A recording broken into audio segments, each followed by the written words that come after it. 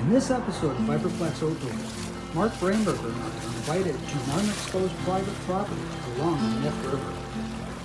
Mark makes a string of a stinging nettle to repair his broken bracelet, while I struggle to find a safe path to the water.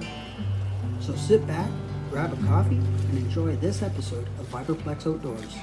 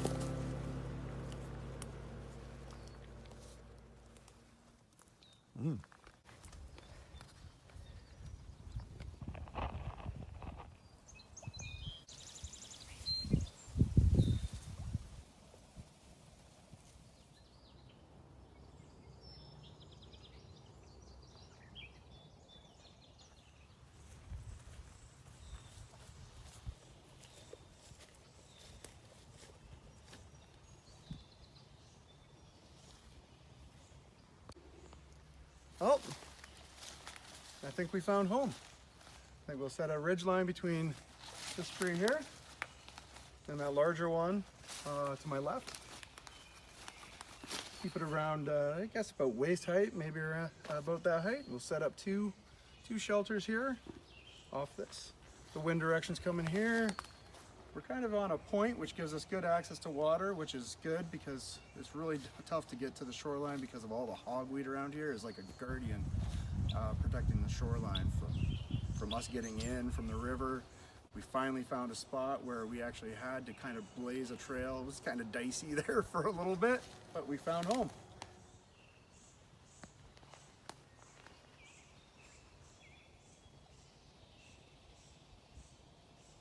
Start with an overhand knot and with a doubled up end, and you just pass it through. It's the standard knot that everybody uses for pretty much anything. It's used in a lot of knots in a different bunch of variations and combinations, but this particular knot makes it really easy to set up a line. And normally you have this whole bunch of rope, and if it was all unfurrowed, you'd have to pull it all through the hole here. So what you do, you go like this here, and we get ourselves a little shopping toggle.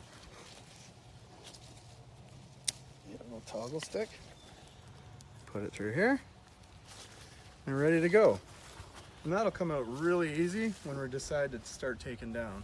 So we'll just run this across to the other tree, and we'll do a different style of knot there, and we'll set up our camp. So we're gonna tension up our ridge line by tossing this rope over the edge here and then pulling it tight. Okay, and that'll help really add some tension to your ridge line. All right, so we're gonna wrap around here. Just gonna bring this over, double it up through here, and while keeping this all tight. And then what you can do is just pass this through here, just to secure it. I don't know if you can see that. And then pull this extra end through. And just to stop it from pulling all the way through, just put a little toggle in there. And then you're ready to go. And you just pull that and it'll be ready to go when you're all done camping.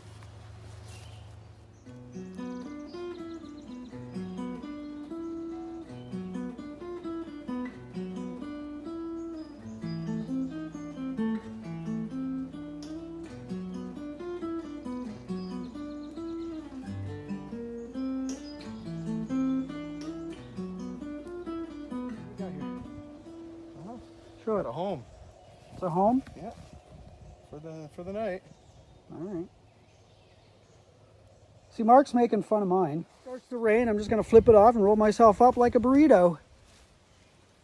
Right, Mark? Gonna get wet. I ain't getting wet. Sweat. Never get wet. Sweat and wet. Hey, Mark, what do you got for your sleeping arrangement? Or your bed? Oh, I got a wool blanket here. It's 80% wool. I tried that. I had a foam mat, and it was a foam rubber. It's nice. It had a couple burn marks in it, so I'm going to try this 80% wool and see how that does. That feels really nice. Yeah. Apparently, if you have 100%, it just falls apart. So the other 20% is to help keep the wool fibers from falling apart, which is. Neat. All right, and then just a little summer sleeping bag, right? Is that what that is? Sleeping bag, a little mummy bag, has a fleece on the inside, which I like. Nice. Stops you from feeling sweaty on the plastic. If it's Yes, like this there's on the nothing inside. worse. Body against that nylon, it just sticks to you, right? And you can't get comfortable all night. Even if you're not sweating, it feels gross. So awesome, Mark. Well, I got my hammock that I'm just laying on the ground, and inside I just got a simple little sleeping bag insert. And now what that is just you stick it inside your sleeping bags to get you away from the nylon feel. It's sort of like Mark's inside of his sleeping bag, you know, just feels nice on the body. And I'm using as a mosquito netting, so I'm just going to zip that up, and I'll be in this little cocoon, get those skeets off my face, and I'll be good. Mark, what do you got to keep mosquitoes off your face? Just have a face net that you pull over your head. You Yeah, kind of all right. just keeps them away, and then they stop biting my face. It's the only part that's usually exposed. Sometimes I stick my arm up, just put some mosquito repellent on it. Good job, Mark.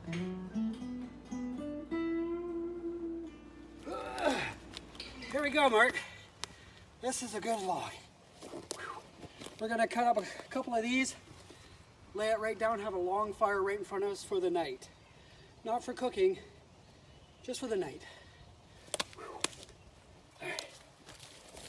Camera, and I thought I'd give you a shout and see how things are going at home. I'll tell you I love you. I'm gonna get going here so that Dan's not doing all.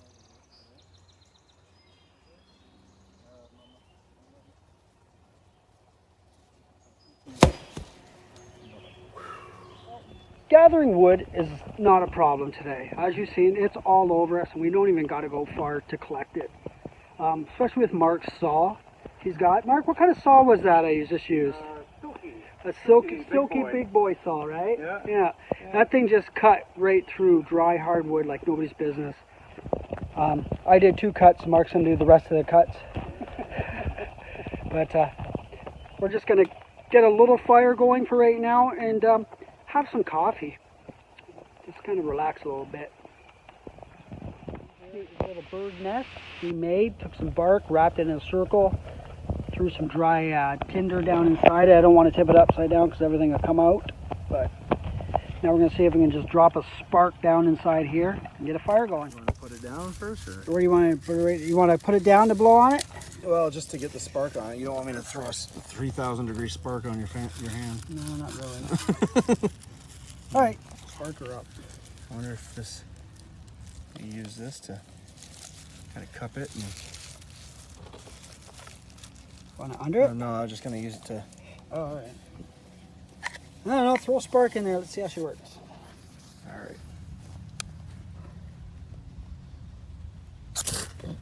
You missed. You missed.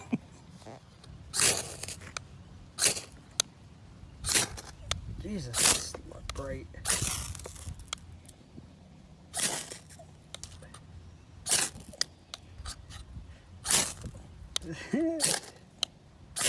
Getting her everywhere, but here, move over this way, Mark.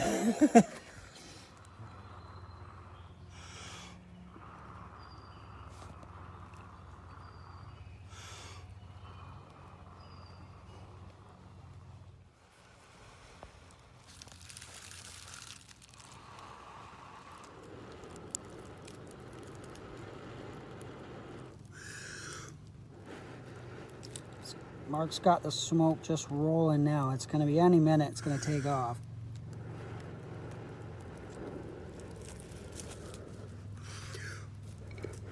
You can see the flame. There you go. He's got some flame now, but it just quickly goes out as quick as you get it. You hear the snapping. That's the wood burning. Or heating up anyways. There I you think go. she's gonna go now. It's got lots of heat, lots of smoke, lots of spark. There's your flame.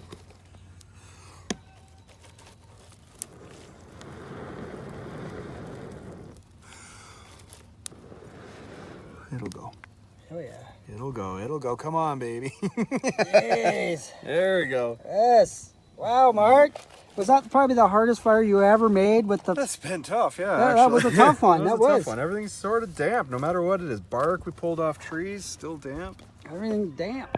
But that took a lot of effort to get it going. Wow. Quite a bit. Want to burn our coffee. Now we can get our fire going and get to enjoy some coffee. Right now I kind of need it. What you doing, Mark? We're gonna have coffee. Coffee. Now what do you got there? It's really neat. Yeah, it's like a little camping percolator. Or coffee maker, I guess. More, not quite a percolator. So you put out these little legs. There's 3 of them. Yep. This fastens to the bottom here. And inside here is those fine reusable mesh Right. Screen. screens. Right. You put it on top of your cup, you pour your hot water in, and You just pour your water in there, absolutely. and it goes through the coffee, Goes and through then the drips coffee. down into the cup. It drips down into the cup. Nice. And our water is right there boiling up. Or actually ready warming. I think it is ready. So let's get that, and let's get to brewing. Let's do it. We just got her rocking. There we go. And there it comes right through. Look at that. Sorry, buddy. Oh, there we go.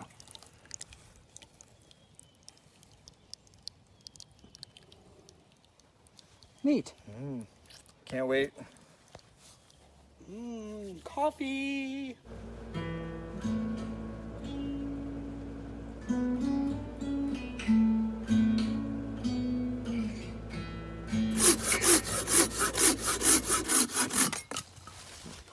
That should do it. I got some stinging nettle over there. I'm not sure if you can see it. Get that on camera. Yeah.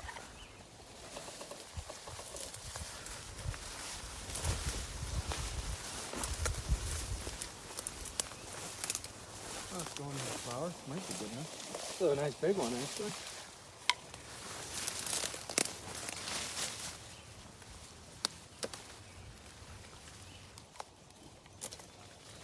From what I understand, the strongest fibers are a couple inches above the ground. So you don't exactly want all the way down to the ground. But we'll take 2 of these. This should be more than enough for what I need. So I'm only fixing a bracelet. I think 1 plant should be enough. We got another one for a backup there. And I'm gonna start by stripping the leaves off.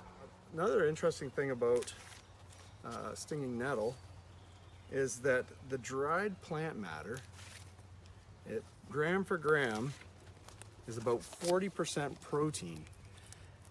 And that is difficult to find in the wilderness. So if you're struggling to find fish or collect and you just don't want to eat bugs, this might be your answer. The leaves are edible. They can be boiled like a spinach. So I'm gonna just take this little baton, and I'm gonna just start hammering down, crushing the stem a little bit, concentrating on the nodes as I go, where the leaves were joined, and just work along. I'm gonna split this open. And there's a bit of that pithy material inside. We'll get that out of there once we get it all the way.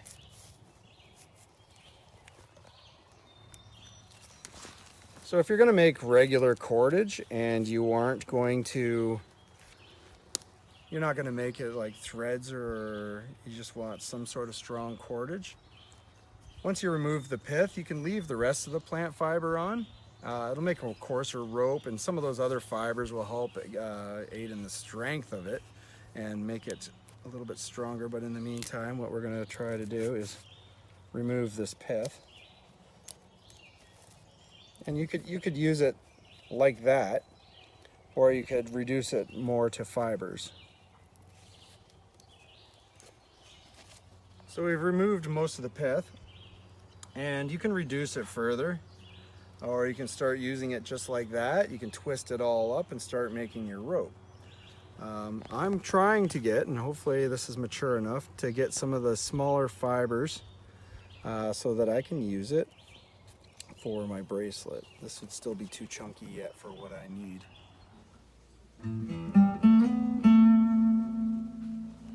So here's what we're after. So one of the strands, it kind of popped out there, but you can see it's pretty strong actually. And from what I understand, one strand of this, size for size, compared to cotton, this is about 10 times stronger. So should end up with some pretty strong fibers by the end of it. Neat. I literally think I'm in hog weed hell. There's an impenetrable wall or shield that's blocking us from the river, and it's a shield of hogweed. This stuff is crazy, and you don't want to get close to it whatsoever. But we need water. I'm trying to find a way, but yeah, it's getting harder.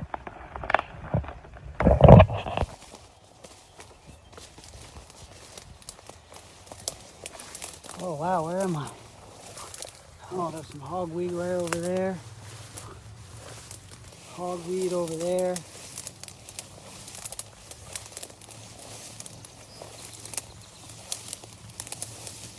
Like, look at hogweed hell. But I'm in a nice grassy field here. Hogweed right there. Stinging nettle.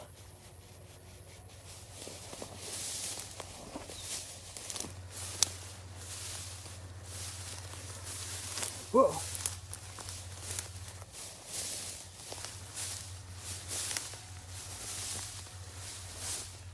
There's the river.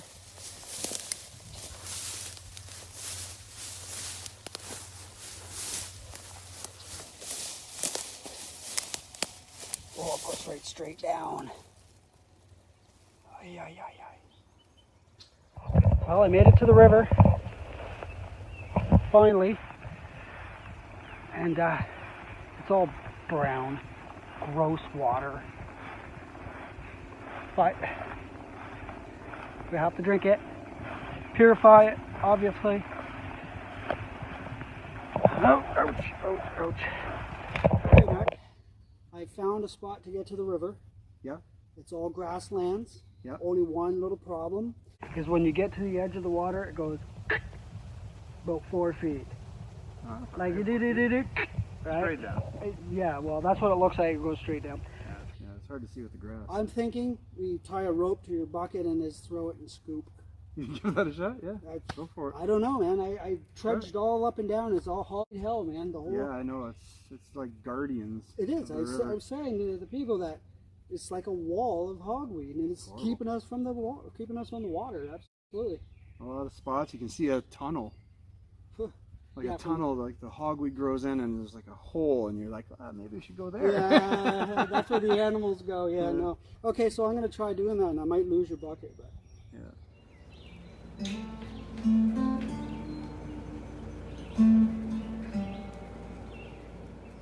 So these are the kind of fibers I ended up with. I just did a simple overhand loop, and I'm going to show you my Kentucky coffee bean tree beads that I need to repair. This is my broken bracelet. And I've taken these, I drilled a hole through them, I used a little bit of beeswax, and I polished them up with a little Dremel tool. Drilled a hole with the Dremel tool, but this is only like, I don't even know, like a rubberized plastic, and it's fairly weak. I don't think it was ever meant to last very long. So I'm gonna use this to fix my bracelet.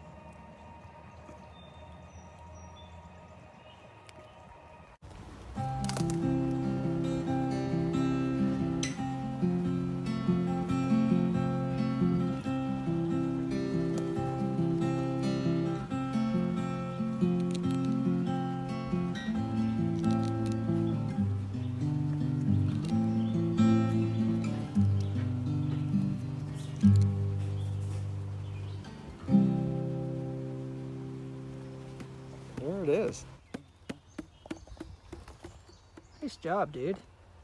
I'm gonna make a guitar next time. Banjo. Look at that. That's really, oh my God, that is tight. Mm-hmm. Wow. Let's figure out how I'm gonna get this through my bracelet. Now you got to thread this through your bracelet. That is really nice, Mark. Yeah, Wow. I'm impressed actually too. That just looks like regular twine. Yeah, tough. It's,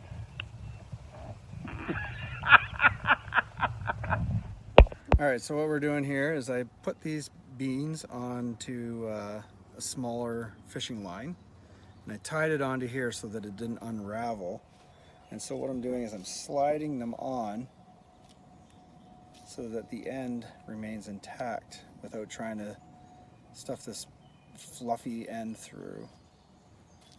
And now we're just able to slide them down like that. It looks like we made it. nice. I'll have to cut that just before we get to that last one. Very cool, Mark. What's up, buddy? There we go. I think we got her. You got it, eh? I think so. Oh, pretty very good. neat. Look at that. There's the fibers. There's the fibers. Running all the way through. Nice. Look at that, Mark. It's all fixed. Great job. You made a rope or some kind of binding. String, I guess. String. I guess it would qualify as a string. Yeah. Wow. How long do you think that's gonna last for? Oh, at least till tomorrow. Well, you know what? It was fun. Good. It was fun. You learned how to do something today. Yeah, absolutely. Awesome. Good job, Mark. Now I got something for us to do. Well, what's that? What are we Supper. We need to make supper. doing? Oh, good. I'm hungry. Yes. Let's eat. So today for supper, we're gonna have potatoes and small little steaks. Once again, gonna cook it right on our charcoal. Perfect. It's gonna be delicious. Awesome. Looking forward to it.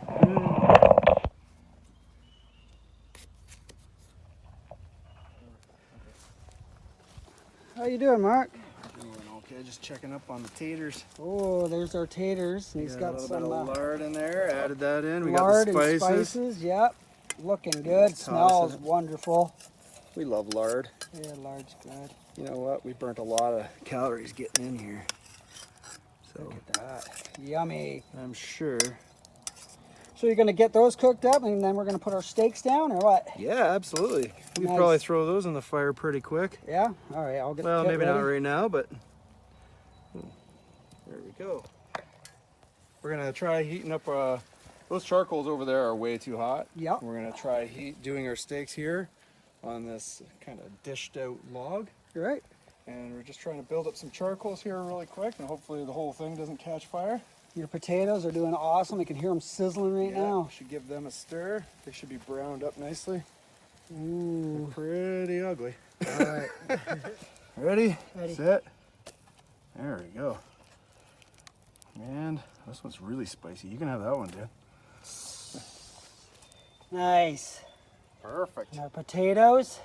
Staying warm. Nice, buddy. Eat. Dinner time. Mark, look. The food's done. That's mine. That's your slop. That's your piece of meat. But you don't have a spoon, do you? I'm not Making done. a spoon. I thought about it too late. You did. But What am I'm I just gonna going to eat because my wife packed me my spoon. Oh. So I'm going to eat. But that's why you carried too much stuff. That's right. And that's why I'm eating right now. Well, there's our fire. How you doing, Mark? Doing all right. Yeah? To lay down. Yep. That won't take long before all those little sticks are burned, and then we'll just have a smoldering coal bed. Neat. Good. Just enough to keep us warm.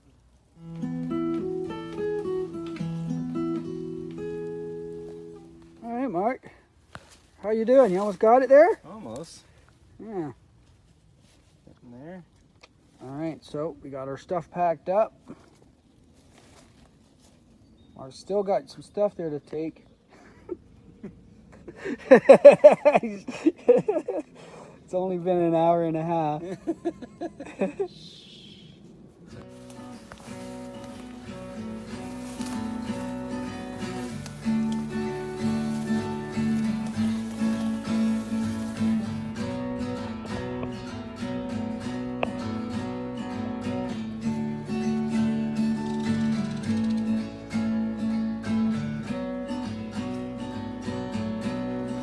Thank you for watching this episode of Viperplex Outdoors. Until next time, be good to one another. Woo! Yes. You did it, Mark. Take the path less beaten, Mark. Thanks. All right, I'm putting this camera away.